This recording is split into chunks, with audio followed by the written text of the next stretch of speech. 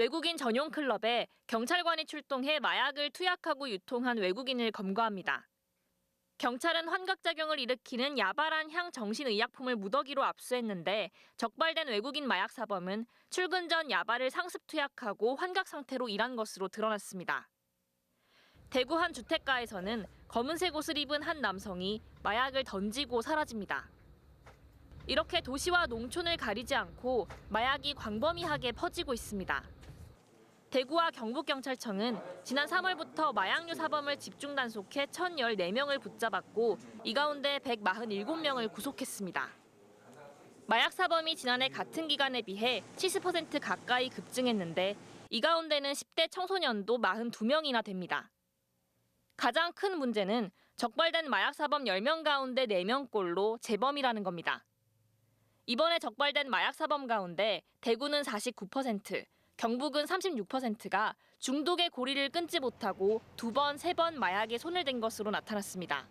개인이 아무리 강한 의지를 가지고 또 치료받고 하려고 시도를 하더라도 그게 지속적으로 계속 그런 상태가 유지되기는 어렵습니다. 얼마 안 가서 또 다시 재발할 가능성이 굉장히 높습니다. 하지만 치료보호 예산은 턱없이 부족하기만 합니다. 지난 3월 마약 중독 치료보호 병원으로 지정된 대구 대동병원입니다. 이 병원을 찾는 중독 치료자들은 하루에만 100여 명, 10명은 아예 입원 치료를 받고 있습니다. 마약 사범이 급증한 만큼 치료 보호 환자도 늘어난 겁니다. 전보다는 확실히 많이 는 것 같고, 그러니까 물어보면 뭐만 빼고 다 해봤다 이런 사람들이 한 20대에서 좀 많아지고 있는 것 같아요. 하지만 보건복지부가 마약류 치료 보호를 위해 대구 경북에 배정한 예산은 각각 1,000만 원과 500만 원에 불과합니다. 일반 정신병원 입원비가 한 달에 240만 원 정도인 점을 감안하면 턱없이 부족합니다. 지난해 마약 투약 사범 8,489명 가운데 치료 보호를 받은 인원은 5%도 되지 않는 421명. 열악한 마약 치료 보호 실태를 보여줍니다.